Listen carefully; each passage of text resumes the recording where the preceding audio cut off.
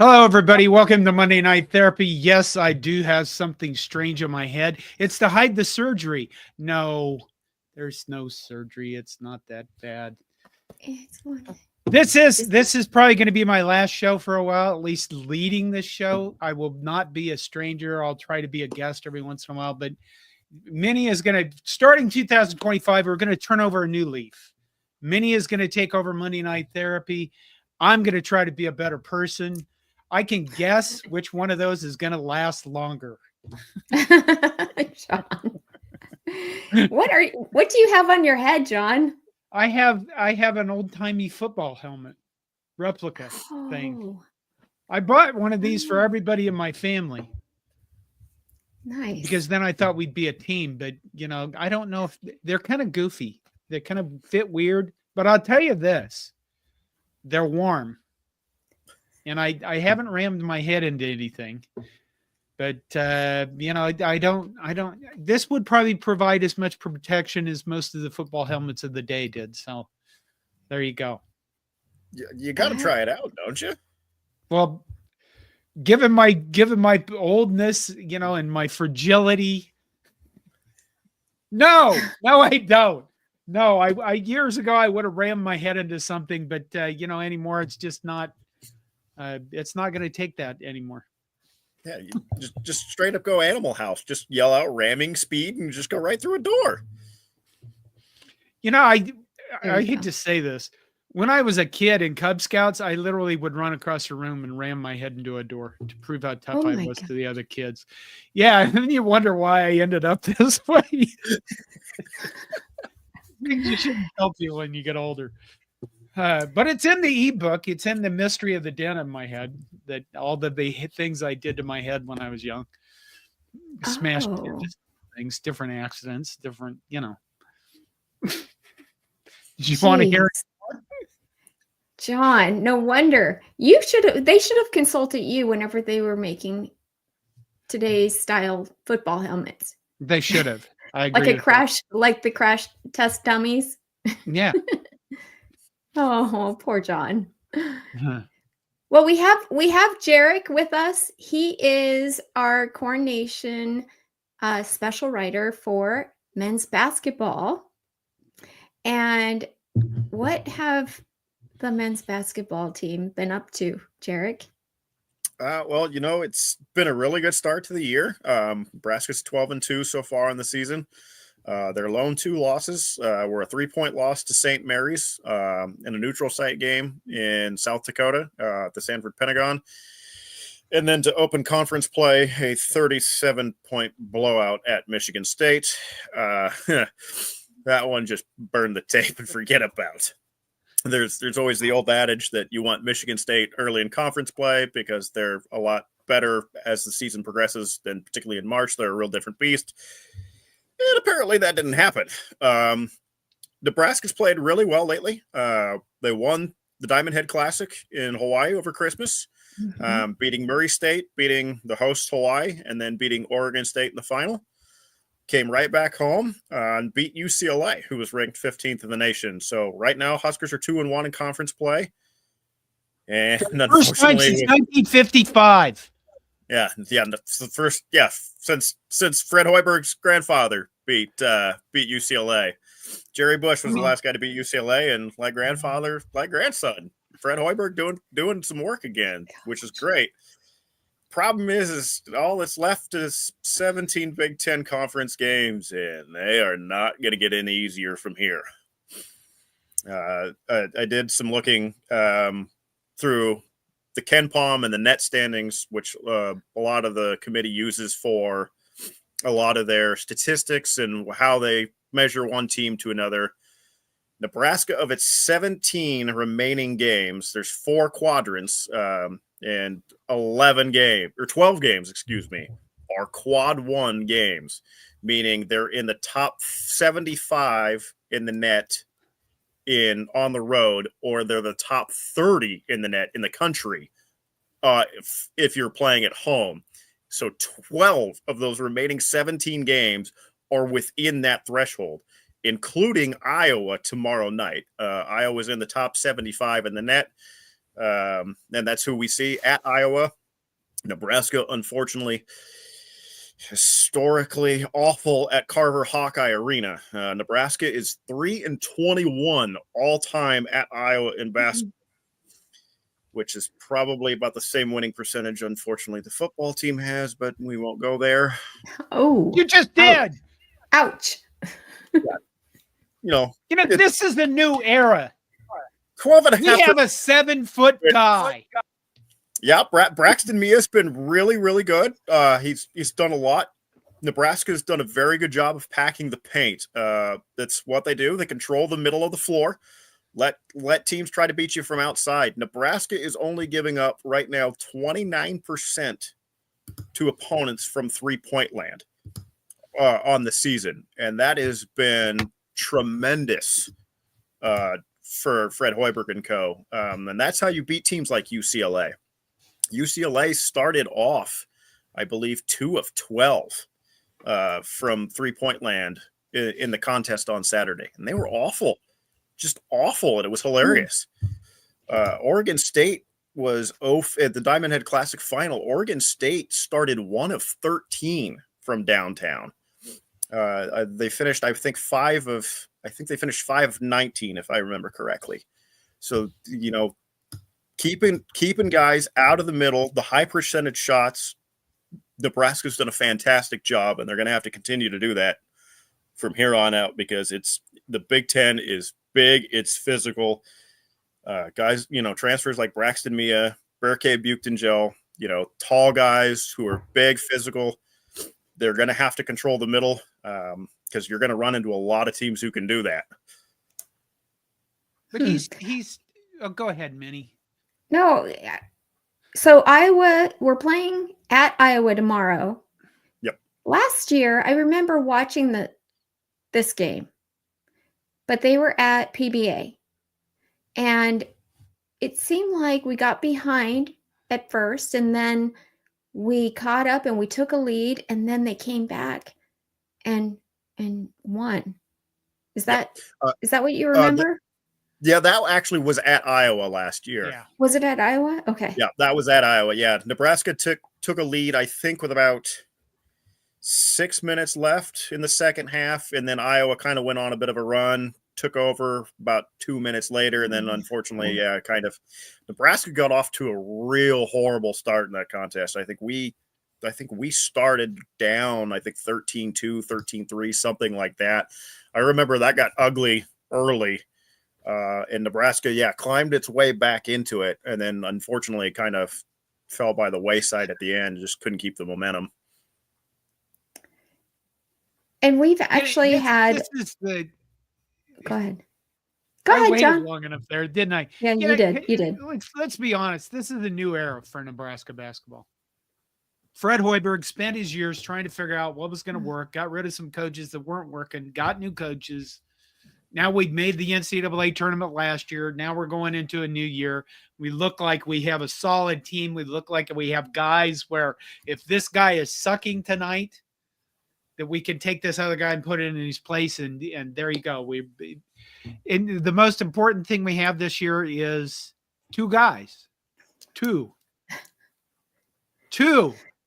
Yeah. That are look at you with your balloons. 2 that are finishers. Bryce Williams finishes games, and Juwan Gary helps him.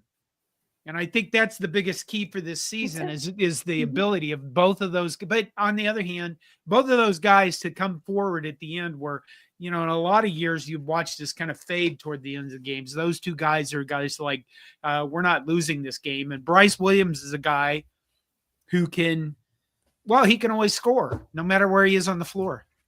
He can take it to the hoop. He can do whatever he wants. He draws fouls. He gets to the line at the end of the games. Tell me I'm wrong about anything I've said. No, you're spot on. And I think the biggest thing that helped this team for this year was, I believe it was back in early May when Bryce Williams and Juwan Gary put out on X. I still call it Twitter, so I'm going to say it's Twitter. Go ahead. But when Nebraska Twitter had put out the phone call between Bryce Williams and Juwan Gary, when they both kind of asked each other, hey, do you want to run this back one more season? And they both said, yeah, let's do it.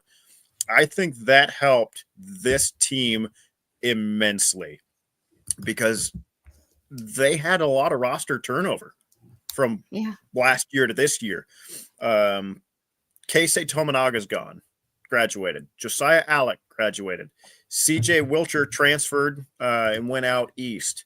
Jamarcus Lawrence transferred. Eli Rice transferred. Blaze Keita, Matar Diop, and Ramel Lloyd all transferred out. So your four biggest keys, well, five. I wrote five. There are five people who returned. Bryce Williams, Jawan Gary, Sam Hoiberg, Aaron Eulis, who's the backup point guard who didn't play last year because he was suspended for the entire year for the Iowa gambling situation. And then Rink Mast, the big man who was very solid last year, but unfortunately is now missing this entire year due to knee surgery.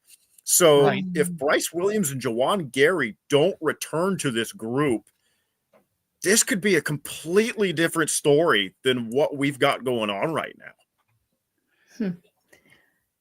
That is so crazy. Go ahead. I just can't. No. So people are asking, and I want to bring up a couple of these comments. Somebody said, okay, well, this is the year, Aaron Rostowski. This is the year. Okay. You were saying, and John, we're talking about how this could be the year and probably will be. And Dondre says Nebraska basketball going to the Sweet 16 in 2025. Do you think that's a possibility with what you've seen so far? I think in all reality, it has a good chance of that. The reason being is defense travels. And what I mean by that is whether or not you're at home or whether or not you're on the road. If you look at how Nebraska played in Hawaii at the Diamond Head Classic, Nebraska didn't light anybody. They weren't playing in games that, reached the 80s and 90s in terms of points. They won all three contests scoring less than 75 points. That's solid defense. It'll go anywhere. You play really good defense and you rebound the basketball, limit the opportunities that your opponent has. You're going to win a lot of games no matter where you play. I made the mistake last year of telling my friends when Nebraska had made the NCAA tournament, I was like, all right, this is the year they're going to make the tournament. They're going to win a game and they're going to go to the Sweet 16. And I said it out loud. And then we played Texas A&M and well, things kind of went sideways. Texas A&M last year was the worst shooting team in the entire country. Yeah. And last year at the tournament, you decided to have their best shooting performance of the entire season against us because, well, as Nebraska ball fans will tell you, that's just what Nebraska ball does. It doesn't matter how terrible teams are, how terrible a particular individual is. Somebody or some team is going to either have a season or career high against us at some point. It's Nebraska ball's curse. This team has the talent to get that far, but it will depend on the matchup once we get there in March. I don't want to jinx us a second year in a row because. Are you that superstitious? Like, is that why you're wearing the t-shirt you have on? Yeah, I'm not superstitious. I'm just a little stitious. But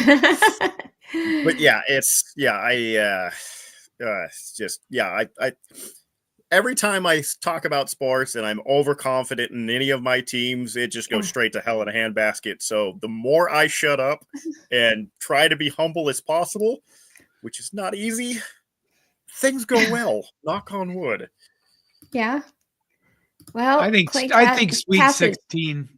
Sweet 16 is a bit much for a team that's never won a tourney game. Let's just get there, finish in the top half of the Big Ten, win all of the games at PBA and pick up a couple road wins and you should be good. Right? Okay. Right? Well, John, speaking of PBA, I heard a comment from this weekend that PBA is where Big Ten teams go to die. Yeah. It is. Did now. you hear that from Yeah. John Rothstein? Okay. Because we kind of beat UCLA's butt. And now we're currently tied 27th with Arkansas, right? Yeah. In Is the AP poll, yeah. Okay. Yeah. I'm not worried Yeah. about the rankings. I'll just win the games. Yeah. You know, it's So it's kind of what's kind of neat about it is that 2-3 years ago we were an embarrassment. This program was an absolute embarrassment under Fred Hoiberg. I mean, it was, they were getting slaughtered in a lot of games. They'd go out, they'd try to shoot threes, they'd have a bad night, and they'd lose like 83 points. And now they're, I think, given the Michigan State game aside, that stuff kind of happens to teams from time to time. What was it? Wisconsin scored 116 on Iowa, 3 days ago? 3 days ago, yeah. Yeah. Beat them by 40? Yeah. I didn't, looked at that, went, oh, that's too bad for Iowa. Gee, that had to feel miserable. Well, and the other day too, Oregon, who's 9th in the country, was at home and was down 27 to Illinois with 4 minutes to go. And I went, and Illinois had 100 points and there was still 4 minutes left. I went, what is going on? Yeah. Wow. Those are high scoring games. Yeah. The Hawkeyes, I looked up the stat. They're 10-4 right now overall, 1-2 in the Big Ten. So they really need this win. Yeah, this would be a good win for them. Obviously, a really good win for us too. Mm-hmm. I believe, we're 33rd in the net ranking, so we would just fall into what would technically be a quadrant 2 win for them. But we're a quadrant 1 they're a quadrant 1 opportunity for us because since we're on the road, the quad 1 on the road goes 1-75, and I think Iowa's 60, 66, 67, somewhere around in there. Okay. Speaking of those, MK wants to know, does a blowout indirectly hurt the winning team's net rankings by overweighting the impact to the losing team's net? It's a very complicated question. Can you break that down for us? Blowouts, I think, more affect what would be the Ken Palm rankings, the Ken Pomeroy rankings, than it would the actual net. The net rankings, a lot of times, will just consider overall record, who's there.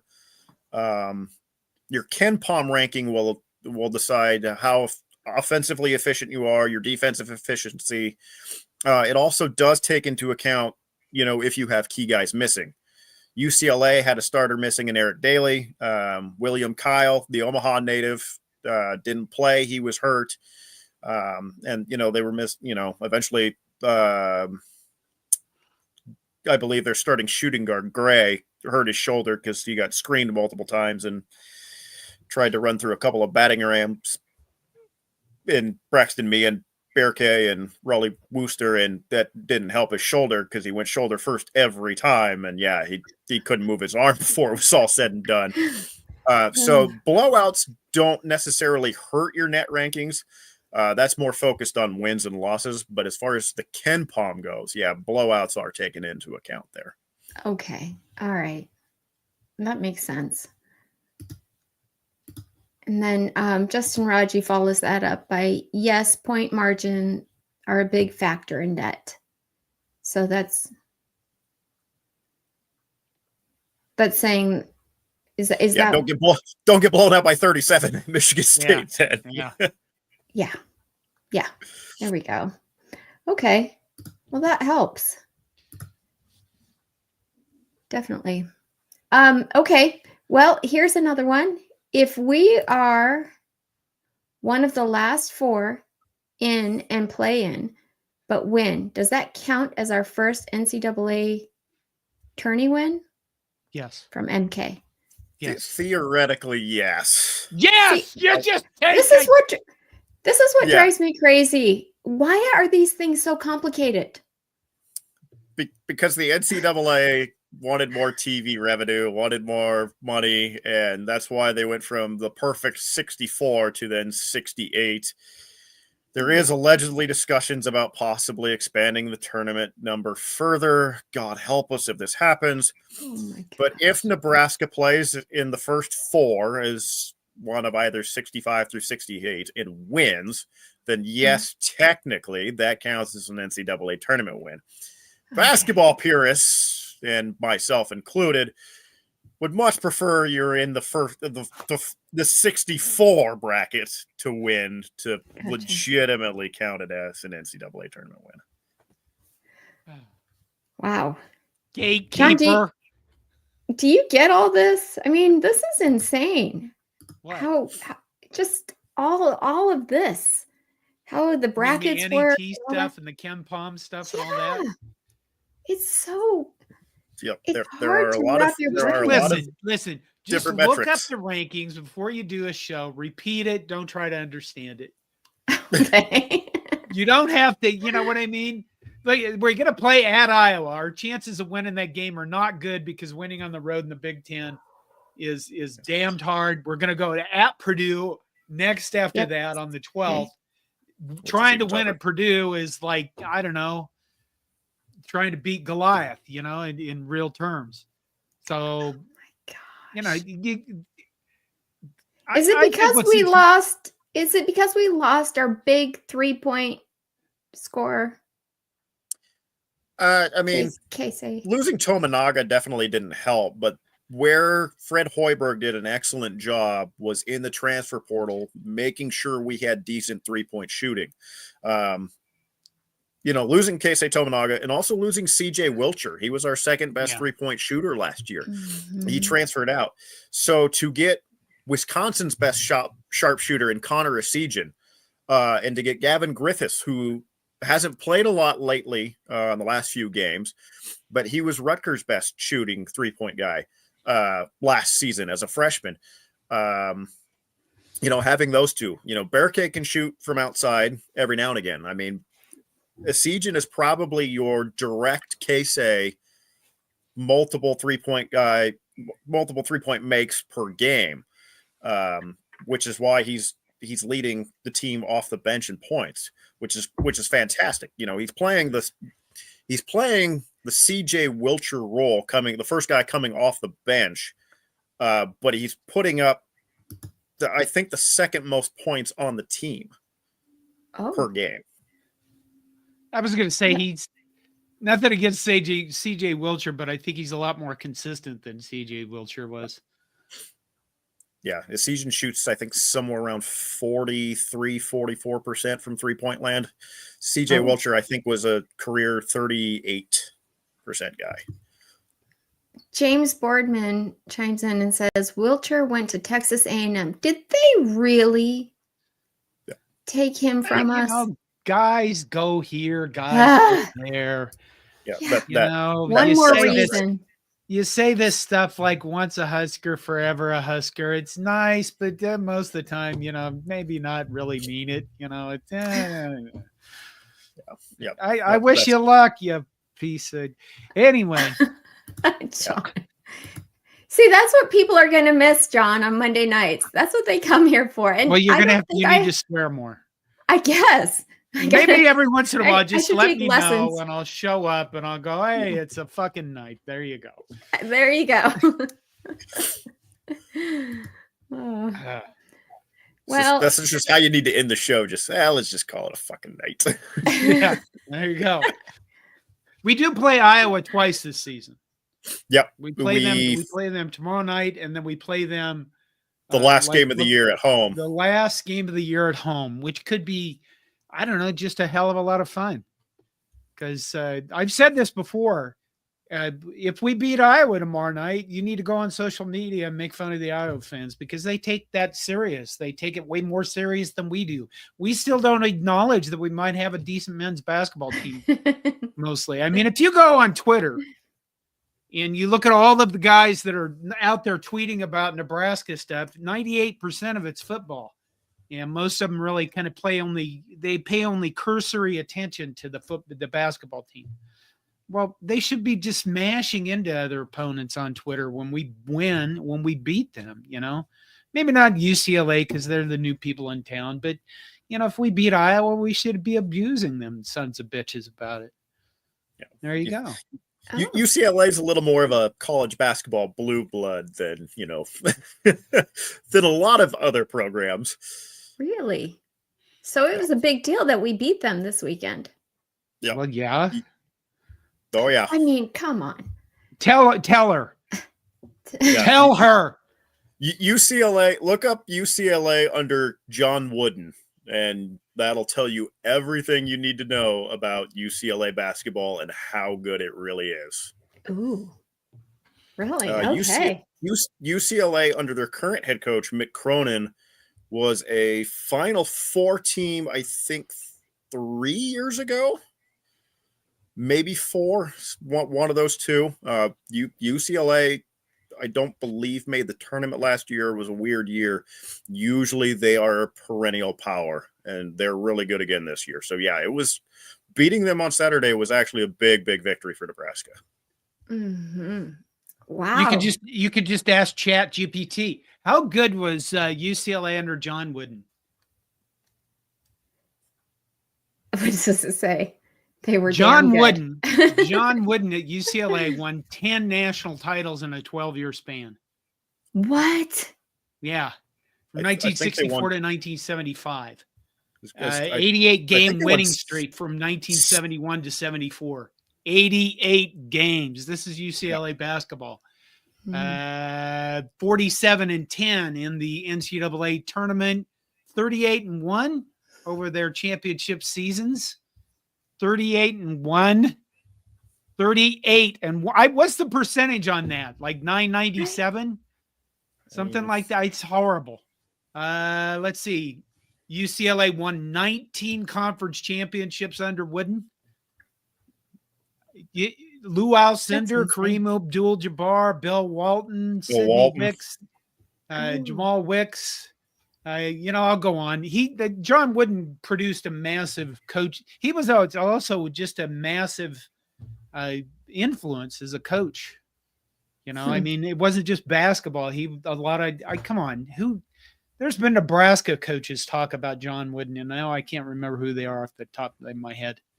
But learning from John Wooden how to be a successful basketball coach, how to handle players, the environment, things like that. Yeah, UCLA is 38-1 leads to a 974 win percentage, John. I have that. Husker Chuck says it's Kansas, UCLA, North Carolina, Duke, Indiana, and maybe UConn would be blue bloods. Do you agree with that? I do. Yeah. Indiana. Anyway. Indiana's a lot, although we beat them at home this year too. Indiana is a little struggling under Mike Woodson between last year missing the tournament and this year. So far, not great by what would be Indiana standards. A lot of people consider Indiana a blue blood mainly due to the Bobby Knight era. Indiana was fantastic under Bobby Knight. Kansas, you had Bill Self, you had Roy Williams at both North Carolina and Kansas. Duke, obviously, with Coach Krzyzewski. UConn right now, yeah, they were really, really good under Jim Calhoun. Won a national title with Kemba Walker under Jim Calhoun. And now with Bobby Hurley, they're currently the back-to-back national title winners. Lost a few games this year already, which is good, but doesn't mean that come March that they can't run right at a three-peat. I mean, they've got the talent to do it. It's just going to be a matter of whether or not they get there. Okay. Rostovsky chimes in and says Kentucky is the basketball school. At worst, second to UCLA. Is that Kentucky? Kentucky under Adolph Rupp and currently under actually not under John Calipari anymore. Calipari actually left for Arkansas. But Calipari at Kentucky was always very, very solid teams too. He won a couple there as well. Wow. When you start listing off all these other schools and all the wins that they've had, it sounds intimidating. Well, yeah. I don't like it.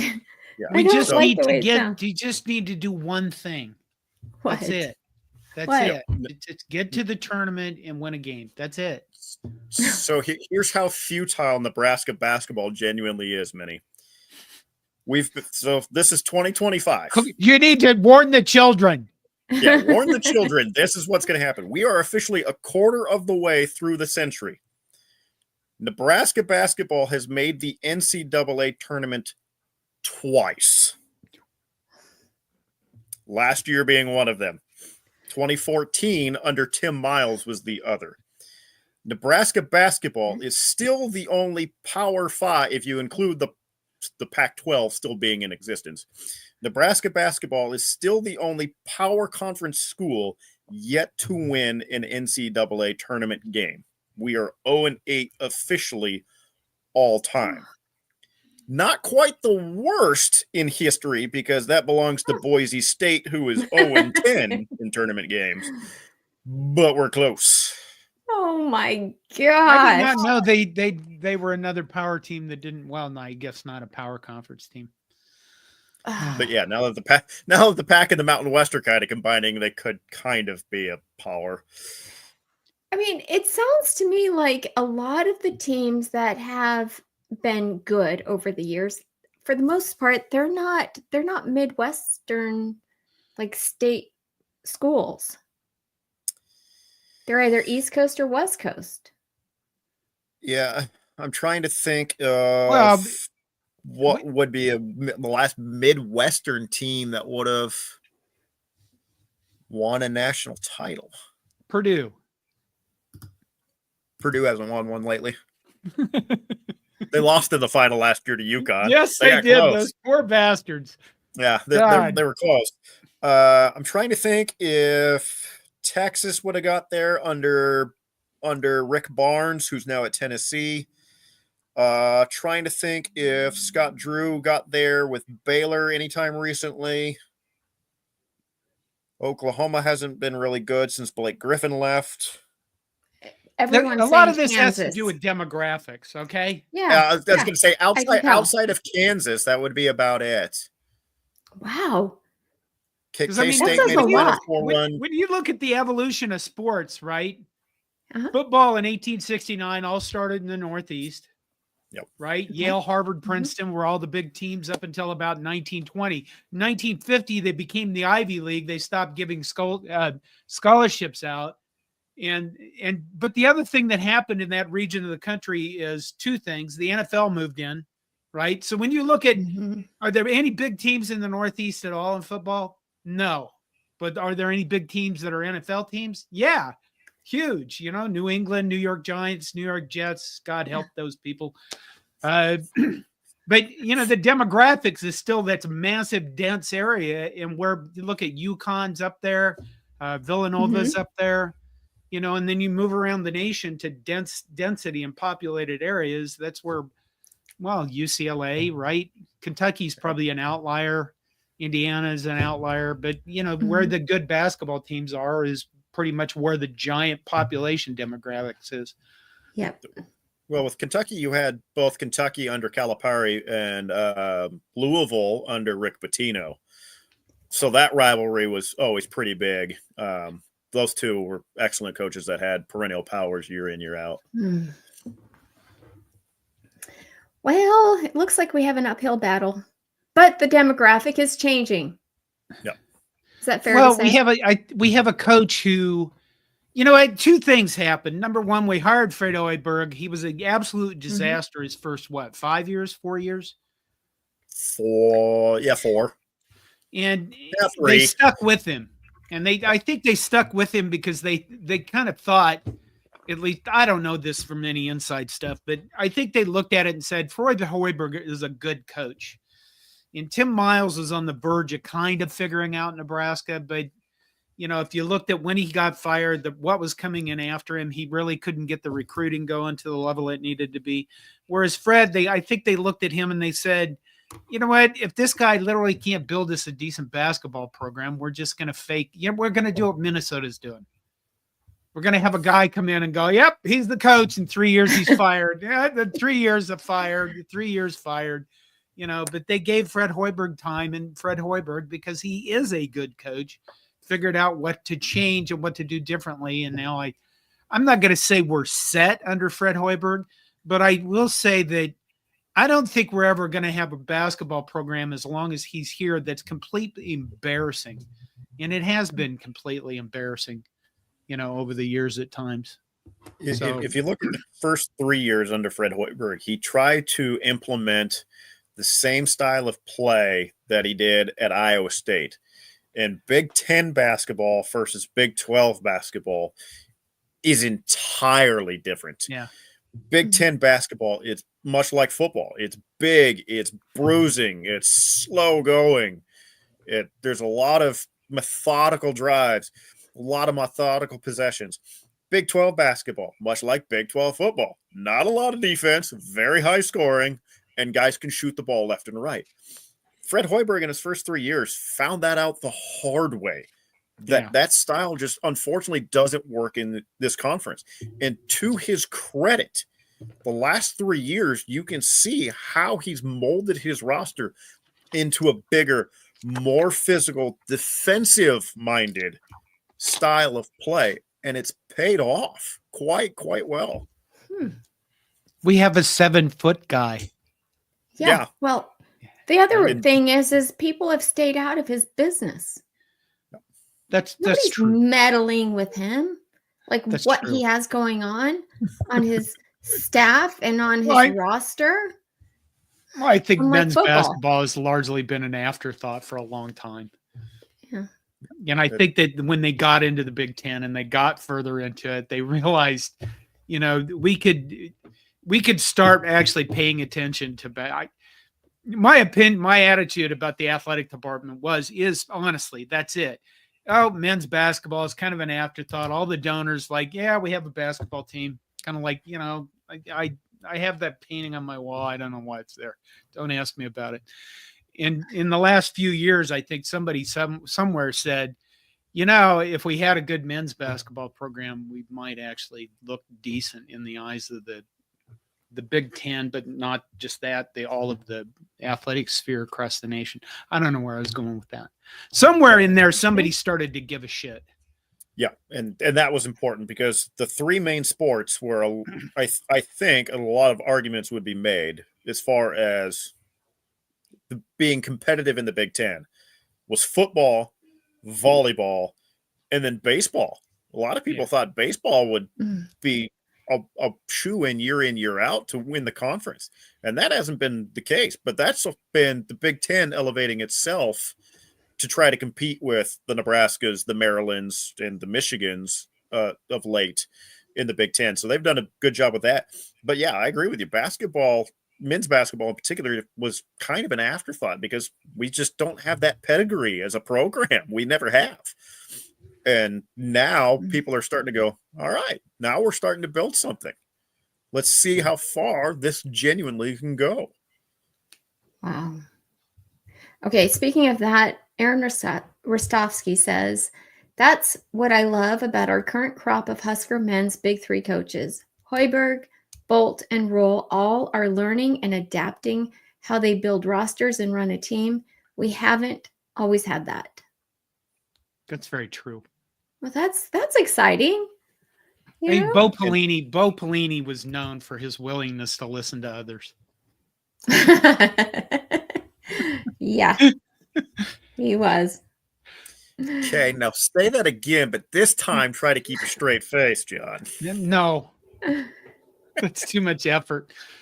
Okay. So we play tomorrow at Iowa. And it is, let's see, it's on Peacock at 7 p.m. Yep, which is going to anger a lot of people for it being on Peacock. But again, going back to I'm not superstitious, I'm just a little stitious. Nebraska was 3-0 on Peacock last year, including beating number 1 Purdue at home. That was really? So, yes. I don't want to be too confident, but just saying. Just adding that to the conversation. Yeah, I get it. That's good. And then we, as John said, we go on Sunday to play Purdue, who is ranked number 20 right now. I haven't Googled their roster to see which 7-footer has climbed out of their engineering program that they cloned, because I swear to God, there's 3 inevitables in life: death, taxes, and Purdue has at least one 7-footer on their roster. Yeah. Ever since Matt Painter has been at Purdue, there has been at least one, if not two, 7'1", 7'2", 7. Zach Edey last year, I believe, was 7'4", 7'5", something like that. Yeah, Purdue has at least one absolute behemoth, which is good for us because we have Braxton Mia, who's 7'1", and I think that kind of Fred Hoiberg kind of kept that matchup in mind when he went and got Braxton Mia. So why are they 20th? Purdue has played a lot of good teams. Okay. I'd have to look at their non-conference schedule officially, but I believe they played Tennessee at one point in time. Yeah, I'll have to look that up for you real quick. Well, while you do, Husker Chuck says Creighton is decent somehow. Really? Are they not usually decent? by their standards? Creighton's 9-6 right now. Yeah. Creighton lost their leading scorer, Pop Isaacs, for the year due to a hip injury. When we beat them at Creighton, the big thing was we eliminated their big man, Ryan Cockbrenner, who he had officially one field goal attempt the entire night. He had 4 points, and they all came from the free throw line. If you want to look up a defensive masterclass and a defensive blueprint on how to play Creighton, Fred Hoiberg showed the nation exactly how to do it. Creighton's still playing tough. They lost by 2 to Marquette at Marquette the other night. But yeah, Creighton's 10-6, and they're not as good as they usually are. They're really undersized in their guard play. Their starting point guard, Stephen Ashworth, I think is 6'1". Pop Isaacs, before he got hurt, Pop Isaacs was only 6'2", and I think the guy who replaced Isaacs is 6'3". So they don't have a lot of height. So if they don't shoot the ball well, there's outside of Cockbrenner, there's not a lot of rebounding in and amongst the Creighton team. Okay. I think his comment was when we were talking about over the years, and Creighton, if I remember right, Creighton, when I was in college, was a terrible basketball team for a very long time. I mean, Nebraska wasn't good either, but Nebraska always used to beat Creighton. And I think the difference between where Nebraska went and Creighton went over the years is, again, Creighton, they don't have football. They can concentrate on their basketball program, and you make the right hires, and that's everything. When you have to do 2 things to have a program be good. You have to, first of all, you have to give a shit. True. And like I said, Absolutely. I think for years Nebraska just didn't give a shit about basketball. And secondly, you have to make the right hires. And that's where our football program's been stuck in 20 years, is trying to replace Tom Osborne's excellence. That's really hard to do because you have to look at the availability. Who's available at that given time? Yeah, Greg McDermott's been a really good hire for Creighton basketball. My in-laws are all Iowa State people, and they're not bitter about that because McDermott left Iowa State to go to Creighton. A, they're not fans of Creighton, and B, they're not fan of Greg McDermott. It's kind of a double whammy, but yeah, that Creighton made a really, really good hire with Greg McDermott, and he's done a fantastic. And before that, they had Dana Altman, right? Altman, who's now at Oregon. Yeah, that's kind of funny. Purdue beat number 5 Alabama in non-conference. They beat Yale, who's usually an Ivy League power. Yale's usually good to make the Ivy League bid about 2 out of every 3 or 4 years. Let's see. They lost to Marquette, but that's number 7 in the nation. They beat Ole Miss on the road, who's 23rd in the nation. They beat Maryland, who's not ranked, but I believe receiving votes last I knew in the last poll. Right. Let's see. They lost to both Texas A&M and Auburn, who are 10th and 2nd in the nation. Yeah, they've played a real tough schedule. So it's not like they're bad by any stretch of the means. They've played a real tough schedule. So in football, we go by who has the toughest schedule. Like, are they really that good? And that's how it is in basketball too. Do you guys take that into consideration? Okay. Yeah, it's with football, it's kind of tough to gauge, I think, with who when you get scheduled, you see certain teams are like, oh, they were really good last year and now they're crap this year. Or, oh, hey, they were crap last year and now they're really good this year.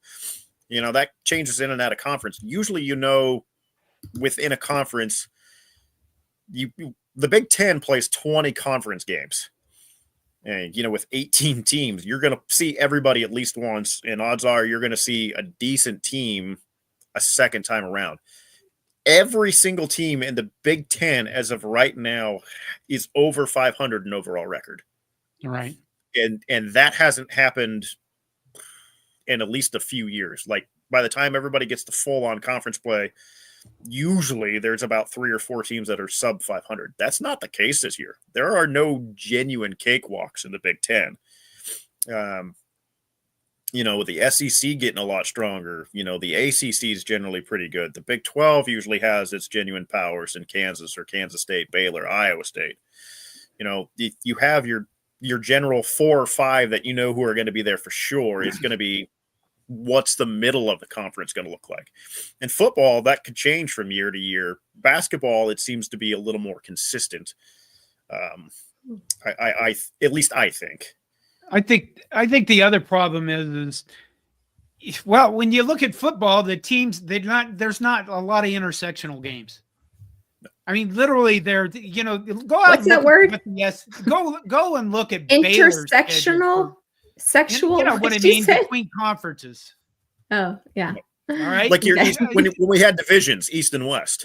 Okay. Well, I guess I said wanted to be clear. Historical. That's what they used to call them. But I mean, you don't see SEC teams going out and trying to schedule all the hardest teams in the world. The Big Ten teams don't either. Sure. Every loss in football season, you know, we had this so big argument about, 3-team losses in the SEC belong in the college football playoff. Well, nobody wants to schedule hard games. Where in basketball, that's all taken into account by formulas with the NAT because there's so many teams that are willing to play each other. You know, you do get a lot of marquee games at the beginning of the year. You know, Duke will play Kansas or something like that. And they don't have this constant fear of, oh my God, we lost and now we're going to be out of the tournament because you got 64 teams in the tournament. You play a ton of games and, you know, the formulas are well established for who gets into the tournament, where on the college football side, you've got basically 12 old white men sitting in a room going, I don't know, they look good. we were transparent. We talked about it for a while, you know. And with basketball too, a lot. And I know with Big Ten and SEC expansion, this really kind of threw a wrench in things. But the Big Ten and ACC used to have the Big Ten ACC Challenge every year, where you'd have the top end ACC type teams take on, you know, they try to make a matchup as fair as possible. So, you know, everybody, you know, you played a power conference game automatically, or you had somebody, if, you know, you did a Big Ten SEC or a Big 10, Big 12 kind of thing. There were conferences in basketball that have those tournament or have those challenges where you get one team from another conference to boost your schedule in essence. And if you win it, great. That's even better. I'm probably going to have to go soon, Minnie. Okay. Well, I just want to, I'm glad you told me because there's a couple comments here that I want you to read. Brent Carlson says, Johnston is a fucking legend. Well, thank you, John. Brent. I appreciate that. And he's not lying. That is so true. Okay. One other person wants to know. I will still try to make videos that are, you know, like I want to do a video about how to fix college football. And Clay Castle just said, is it only toilet videos now, John? No, it's not, because we're going to be so good. On the other hand, my wife fixed up the bathroom. It looks better than ever. And I feel like I should go make a bathroom video just because it's nicer than, you know, it doesn't look so shitty. Like it looks like a place that a Husker fan would hang out, perhaps. And I had a thought about that. So you guys, what's happening is Jon is kind of passing the baton over to yours truly. I know you can't wait, right? But Charles Hullett says, imagine a room with 12 Angry Johns. You know what that would be? That would be exhausting. You know what that is? You know what that is? A room with 12 Angry Johns. That's when my brothers and sisters all get together. Except there's not 12 of us. There's like 6 of us left now. And it's literally, we should never get together. It's too much.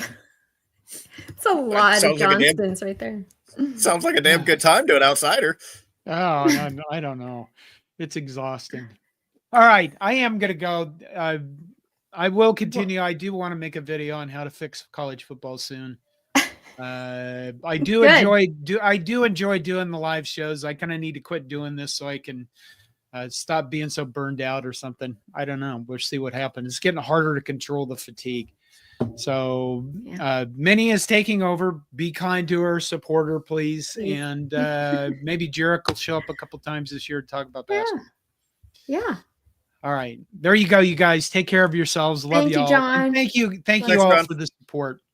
Good night. Good night. Okay. Now that he's gone, let's get down to business. I'm kidding. All right, you guys.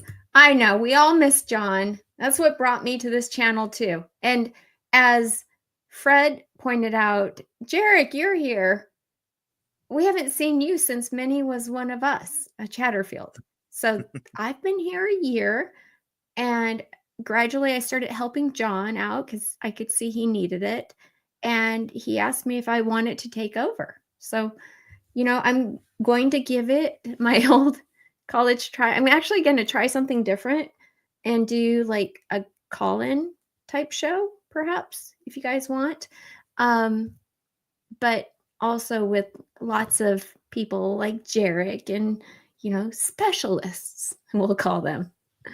So I hope you guys enjoy it. Yeah. We're going to kind of switch gears right now, unless you have something you want to finish with basketball, and we'll talk about football. No, that's fine with me. Okay, good. All right. Well, here's the thing. Everybody wants to know what is going on with the transfer portal.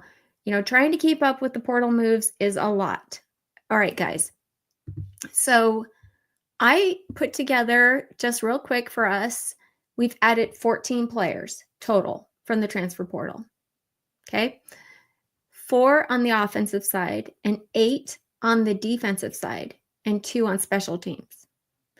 I know everyone kind of freaked out when Thomas Fidoni entered the transfer portal 2 days ago.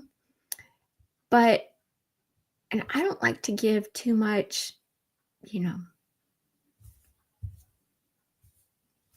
information out, like as far as like if I don't know things, but I did see that Luke Lindemeyer said bro only cares about himself. I don't know, maybe he's mad that he's leaving the team, or maybe I don't know. But we do have Heinrich Harburg now that actually went to tight end. So maybe it's just a very full room and he wanted more playing time. I don't know. But we do have a full room at tight end. And, we've only taken, like I said, 4 offensive players through the portal, wide receivers, mainly, and 1 backup quarterback. So I think we are headed in the right direction with the people that we have added, the players we have added. And do you know anything about what's going on with the transfer portal, Jarek, or? I know we have a long snapper. Yes, we can snap the ball properly on field goal and extra point attempts. Mm-hmm. I believe Dane Key and the other Kentucky wide receiver whose name escapes me at the present moment are your 2 big wide receiver targets, mainly to replace Isaiah Nayor. Let's see. I think Isaiah Castaneda or Garcia Castaneda is graduated, I believe. Yes, he was on special teams. Yeah, good replacements there. Defensively, a lot of linebackers that had left, and defensive ends that had left. True. So that'll be a definite need that obviously Matt Rule has looked into, which is great because up front, going to miss a lot between Ty, Nash, Jamari left with Mikhail Bear transferring. It's true. Up front could be very different for Nebraska next year. But okay, so I wanted to touch on this a little bit. We got a linebacker, Marquise Watson Trent. He has 1 year of eligibility left. He came from Georgia Southern, 5'11", 225. He originally came in as a safety, then he gained weight, and in 3 years he had 360 tackles, 27 tackles for loss, 6 sacks, and the dude only missed 12% of his tackles total, which is extremely low. And he's just played a ton of football. We have Vincent Shavers, Christian Jones coming in. We have Donovan Jones, Larry Tarver, Amari Sanders. But they also went and got the linebacker Dasan McAuliffe from Oklahoma. And he is a different type of linebacker. He's like a really tall dude, 6'5", 235. He has another 1 year of eligibility left as well. And I mean, he was a 4-star recruit originally. So it seems like they're getting those. Yeah, that sounds like he would almost be kind of your defensive end, kind of outside linebacker hybrid. The Georgia Southern guy averaging over 100 tackles a season. When was the last time Nebraska had a guy who had 100 tackles in a season? Look at guys like Carlos. It's going to date me a little bit, but a Carlos Polk or a Levante David. I'm going to catch a lot of crap for this, but a Josie Jewell at Iowa. A guy who was literally everywhere. Who made who it seemed like every play was in on the tackle. You look at it like a Patty Carter, I believe is who it was out of Northwestern. Get guys that just had a nose for the football. You're going to need that in the Big Ten. Yeah. Well, we also lost, what was his name? The Sack Man. Now I forgot his name now that he left us and went with our Williams. Yes. First name starts with a J. John? Is it John? No, that wasn't it. Isn't that weird how you forget names? Like you're like, okay, file it back here. He's no longer on our team. Well, it seems like, yeah, the Sack Man. All right. Really? Right. James Williams. There. James Williams. Thank you, James. It got pulled forward.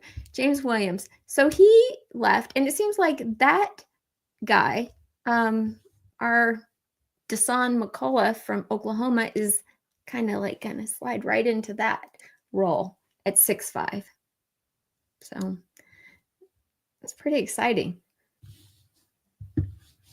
I'm looking forward to this year and what we can build off of what Matt Rule and those guys are doing.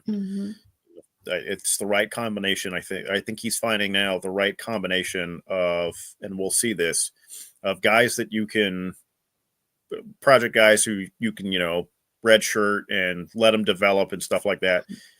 But in certain key positions, yeah, you might need a star transfer to come in for 1 or 2 years to help out while certain people develop in those positions. Are developing. You're right. I mean, I think though that Christian Jones as an incoming freshman might be able to, start at some point in this next season, as well as Justin Rhett we got from Georgia. He's a safety. He was also a 4-star recruit. And Gabe Moore from Mississippi State, defensive lineman. He has 4 years of eligibility left, and he has not even played a snap in college football. So I think these guys are definitely we're adding bulk to our roster on the defensive side for sure. But then we have, cornerback Andrew Marshall from Idaho. He has 2 years left, but his PFF rating was 75.8, which is great for a cornerback.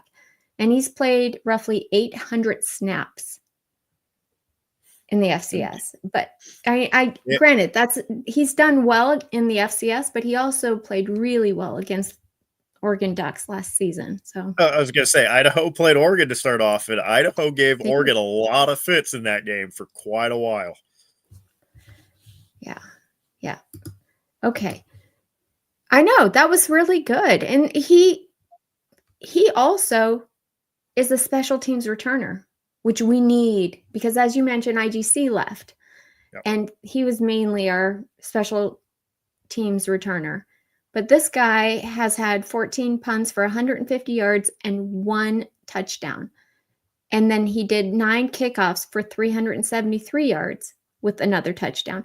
Wouldn't it be amazing just to score a touchdown on a return?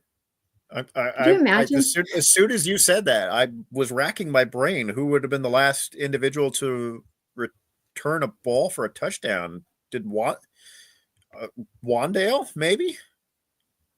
Perhaps it was him. I loved him. I'm trying to think if Wandale ever ran a kickback. I'm sure somebody in chat will remind us. But couldn't tell you the last punt return though. I know. Definitely couldn't tell you the last punt returner. It's been a long time. But it's going to come together. I mean, Rule said in his press conference, do you remember after the bowl game?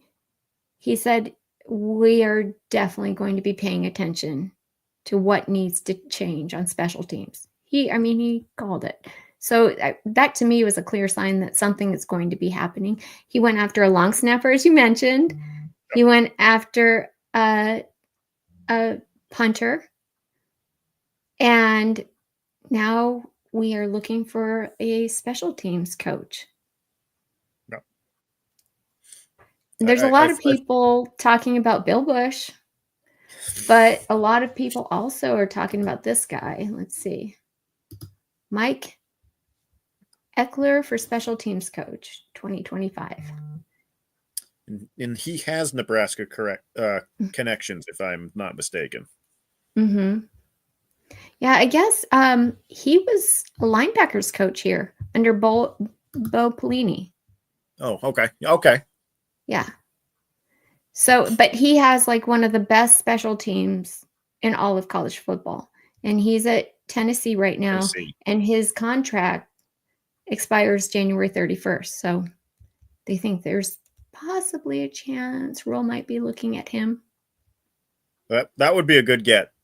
Tennessee, obviously, a very talented team until they ran into a buzzsaw in Ohio State in the playoff this year. But Oregon found that out the hard way, too. Yeah, that's true.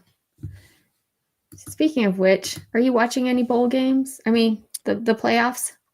I have been. Apparently, the sweet spot is you want to be 5 through 8, host the home game in the first round, but not have the horrendously long layoff that 1 through 4 got, which apparently was not great for all involved because now 1 through 4 are all gone.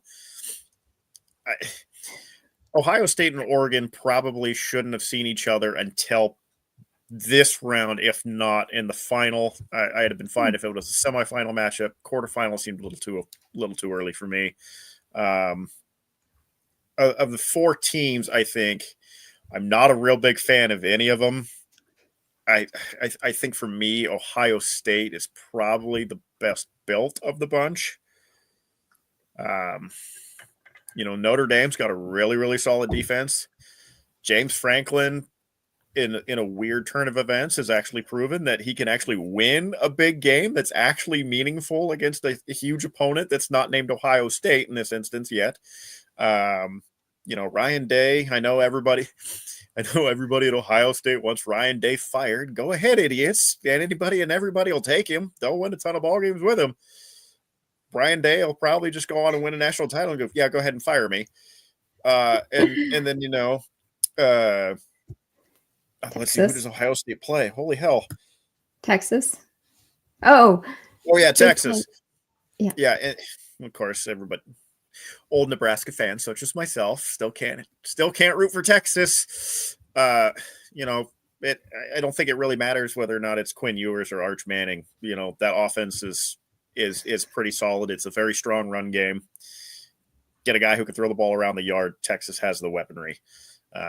Now, whether or not their defense is going to be good enough, that'll be the challenge for the Ohio State game, I think. Okay. Well, I don't know if this is a comment having to do with the playoffs or not. But you said you're optimistic. Fred Sacco says, I'm not optimistic anymore. Greg, we get what we get, and it is what it is. I mean, come on. Why? I don't know. Yeah. I don't agree. I think they got the seeding a little.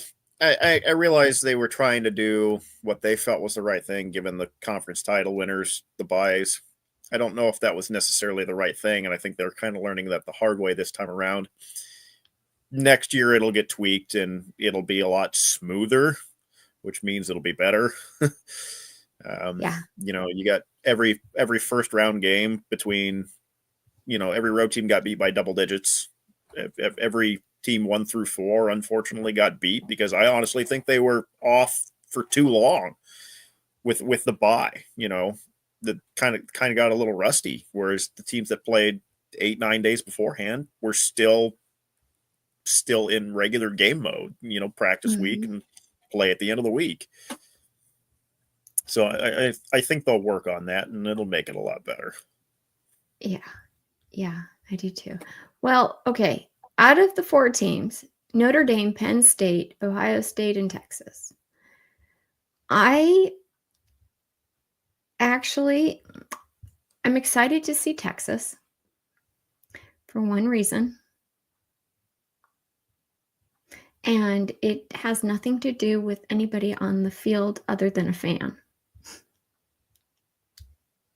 And who might that be? Have you noticed that Matthew McConaughey is on the sidelines for every game? What the heck is that all about? I mean, everybody knows that Matthew McConaughey is a huge Texas alum. I mean, you got to have him out there. It's just so what? Okay, I love that. I love watching that. But out of the 4 teams, I'm guessing I'd like to see Ohio State win only because we came that close to beating them. And I think it says a lot about our team and where we're headed. Yep. And Greg, don't leave us. He says, well, I'm out. Texas, good night. I just said I wanted to watch. I didn't want them to win. Gosh. Come on. Yeah, it's the old hatred for Texas that I just can't do it. I know.